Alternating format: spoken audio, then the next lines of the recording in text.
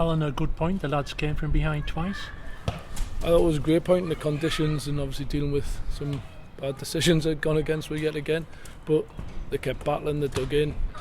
Fuming with the first goal because we should have had a foul in the middle of the park, but we should have been 3-0 up at half time. I thought Jack's had a great chance, Cass, Junior, and we've got to start putting these chances away because he should have been in the driving seat at half time, and here we are. I could see it, I could sense on the pitch they were dropping off and letting them in by one ball, and that's because we were missing them chances. It was starting to prove costly, and it did, because one ball, we must have kept that ball really well for their goal. We're keeping it really well, moving it, picking it, getting at them, coming back, doing exactly what I want to do, picking the moments when to attack. Rosie gets fouled in midfield, he's running backwards and he's pulling Rosie back, pulling his shirt, and he doesn't give the foul. He sees it's not, there's no advantage because he's going backwards, and then we'll lose possession of the ball and the score from it. So for me, it's just a really poor decision by another poor referee. You had to reshuffle a couple of times in the game. George Smith went off, he didn't replay it for the second half, and Danny Ellis picked up a head injury, so he had to put square pegs in round holes again, and there was Alex Berger, bless him, playing it right back in the end.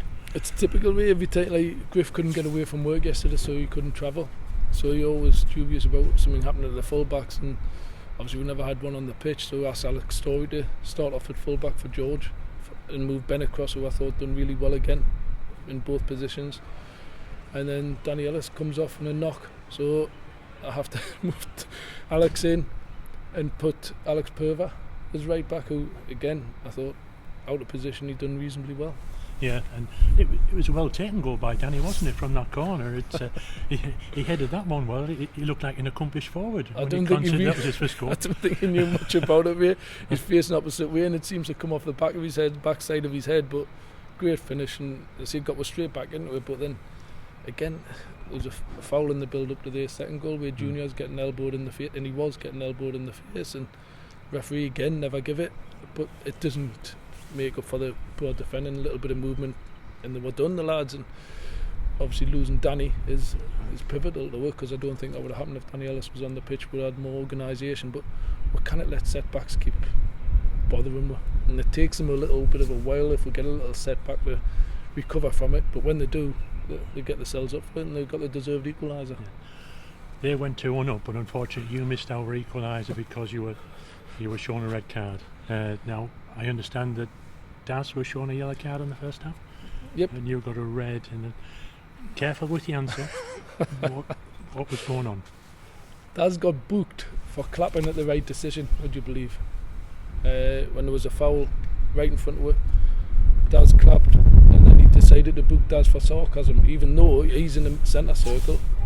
Daz is booked because he made the right decision. And then in the second one there was a couple of incidents right in front of her which we'll be able to see, where Ben Headley got clattered, the ball come off their kid for a throw in, and it was our ball, and I told him to open his eyes, and I got sent off. So it's just the arrogance of them, really. It's like, we had the meeting with Colin this week, and I think he did say it's going to be a difficult one this weekend, but no way on earth should he be refereeing at this level. I'm telling you now, he just didn't want to make it. Even the linesman said it was our ball, and I said, why not put your flag up? He said, because he's made the decision. But what are the linesmen there for? If he said it was our ball, put your flag up and make that decision, and I don't get sent off.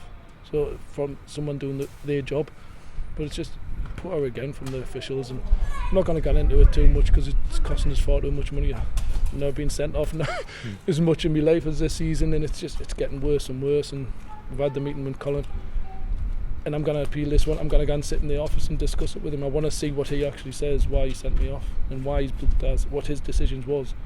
And it may be he's lost in translation because he didn't speak much English, but that's no good to us. Yeah. You missed the equaliser by Tyrone O'Neill. I can tell you he took it really well, and he's improving in training, isn't he? He's getting that much practice in. He's looking a lot sharper these days. If you remember when we bought Tyrone in the first time, it did take half a dozen games to get him up to speed. And I've said it in previous interviews that first couple of games you could see his leg, he was rusty, but in training he's getting better and better, he's getting sharper. And I did forget to tell Daz as I was getting sent off, I'd pulled Ty back to get him put on. And I said, get him on for Cass as soon as we can, but I totally forgot in the hoo-ha getting sent off. Then I text Danny straight away to say, make sure you get Tyrone on. So he's come on, done his job, and delighted for him, because I know what Tyrone's got. He'll score your goals at this level. It's just getting that sharpness, and he's got great feet, and he's just got to get used to dealing with that physicality again. Yeah. But it shows the team's character, doesn't it, to be behind twice and to come back and get a point. Done it last week, Ray, as well, against Chester, where we come back and won the game, and by all accounts we probably could have won this one, because I think the referee blew the whistle as the ball landed in the net, which doesn't surprise me. Apparently he wasn't even looking at it. So it's just little things like that I've gone against at this moment in time, but the lads are battling, they're fighting in there. They know they're disappointed in the goals, the way the manner we conceded them, because the first one is really, it sums us up in a nutshell. We keep really good possession of the ball. I've just had the discussion in there. Really good possession, moving it from side to side, looking for the time to get right at them, and then all of a sudden one ball, and we conceded from one ball. We try to score using 20, 30 passes, whatever, moving the opposition, which is the way I want to play. But we switch off. We switch that one moment of switching off, and that's why I've just had a discussion with some of the senior lads in there. That cannot be happening.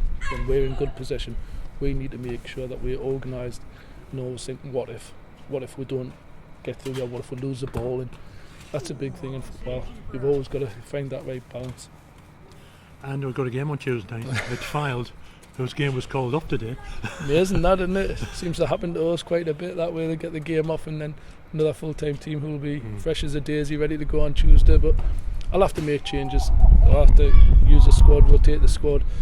We'll see how Danny is, we'll see how George is, but Griff will be back involved, so at least we'll definitely have the two full backs. But again, there might be a few changes on Tuesday just to freshen it up, because I think looking at, there's some tired legs out there.